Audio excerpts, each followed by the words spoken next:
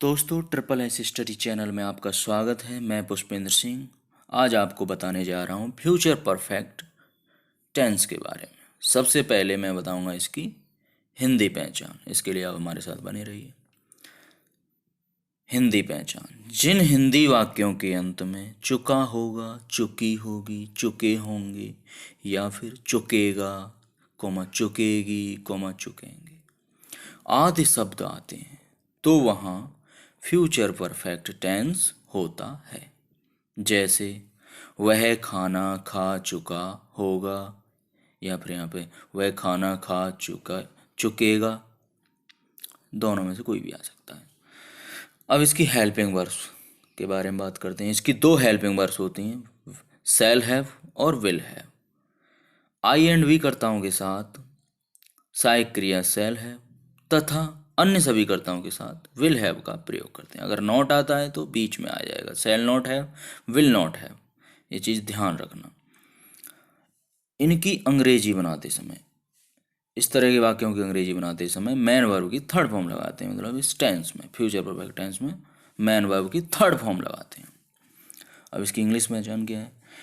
Till या by plus future का time दे रखा हो तो वहाँ पे हम कौन सा टेंस लगाएंगे? Future perfect tense. या फिर बिफोर कॉमा आफ्टर द्वारा जोड़े गए दो प्रेजेंट और फ्यूचर के वाक्य हो सकते हैं।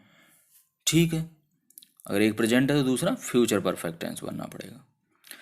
अब इसको बनाने के नियम क्या हैं? इसमें दो प्रकार के वाक्य और आते हैं, जिनमें यदि हिंदी वाक्य में पहले या पूर्व शब्द आए, जैसे डॉक्टर के आने से पहले रोगी मर चुका होगा, तो सबसे पहले पीछे वाला सेक्शन बनाएंगे। लेकिन जो काम पहले हो रहा है वो फ्यूचर परफेक्ट टेंस में, और जो बाद में हो रहा है उसको प्रेजेंट इंडेफिनिट टेंस में।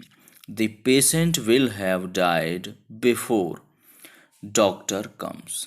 कम में एस या एस जोड़ेंगे क्योंकि प्रेजेंट इंडेफिनिट टेंस बनाना है। पीछे वाला भाग हमने बाद में बनाया बिफोर के, वो भी प्रेजेंट इंडेफिनिट टेंस में। इसका सीक्वेंस क्या है? Future perfect tense plus before plus present indefinite tense. ये इसका सीक्वेंस है, ये याद रखना है। अब अगर बाद शब्द लगा हो, वाक्य में अगर बाद शब्द आए तो क्या होगा? डॉक्टर के आने के बाद रोगी मरा होगा। अब इसमें बाद शब्द आ रहा है तो पिछला वाला सेक्शन ही पहले करेंगे, लेकिन पिछला वाला अब किस में हो जाएगा? प्रेजेंट इंडेफिनिट में, क्योंकि आफ्टर आ रहा है। द पेशेंट डाइज आफ्टर, और पहला वाला सेक्शन करेंगे फ्यूचर परफेक्ट टेंस में, डॉक्टर विल हैव कम, क्योंकि ये काम पहले हो चुका है, इसलिए इसको हम फ्यूचर परफेक्ट टेंस में बनाएंगे। इसका सीक्वेंस क्या है? Present indefinite tense plus after plus future perfect tense. ये दोनों में सीक्वेंस याद रखने। ये पास्ट परफेक्ट टेंस में भी मैंने बताया था, उसमें पास्ट इंडेफिनिट टेंस आता है। अब जैसे उदाहरण देखिए, वह खाना खा चुका होगा, he will have eaten food. सबसे पहले करता ही, सहायक क्रिया ही के साथ विल हैव, ईट की third form eaten, then food, he will have eaten food. अगला देखते हैं जिसमें नॉट लगी हो। जैसे वे गाना नहीं गा चुके होंगे, तो सबसे पहले कर्ता दे, फिर सहायक क्रिया होती है विल हैव। अब एक चीज़ याद रखना, नॉट हमेशा इनके बीच में आ जाता है, विल हैव के बीच में आ जाएगा। विल नॉट हैव, सिंग की थर्ड फॉर्म संग a song, they will not have संग ए सॉन्ग। ये चीज़ याद रखना, नॉट कहाँ पे आती है। अगला, अगर प्रश्नवाचक चिन्ह हो, क्या पहले लगा हुआ है, क्या हम विद्यालय जा चुके होंगे, तो सबसे पहले सैल, सहायक क्रिया लगेंगे। यहाँ भी सैल है, पहले पूरा नहीं लिखेंगे, बीच में करता आएगा। सबसे पहले सैल, फिर वी हैव, गो की third form gone to school, shall we have gone to school. प्रश्नवाचक वाक्यों में ये याद रखना है। अच्छा, अगर बीच में क्वेश्चन वर्ड लगा हो, वे खाना क्यों खा चुके होंगे, तो सबसे पहले क्वेश्चन वर्ड की इंग्लिश वाई, फिर सहायक क्रिया विल, फिर कर्ता दे, फिर हैव लगाएंगे। हैव, ईट की third form eaten, food, why will they have eaten food. ये अलग अलग हो जाती है सहायक क्रिया, ध्यान रखना थोड़ा। हम अपने घर क्यों नहीं जा चुके होंगे, तो सबसे पहले वाई, बीच वाले वर्ड की इंग्लिश, देन सेल, फिर कर्ता वी। और प्रश्नवाचक वाक्यों में हमेशा नॉट कहाँ पे आता है? कर्ता के बाद।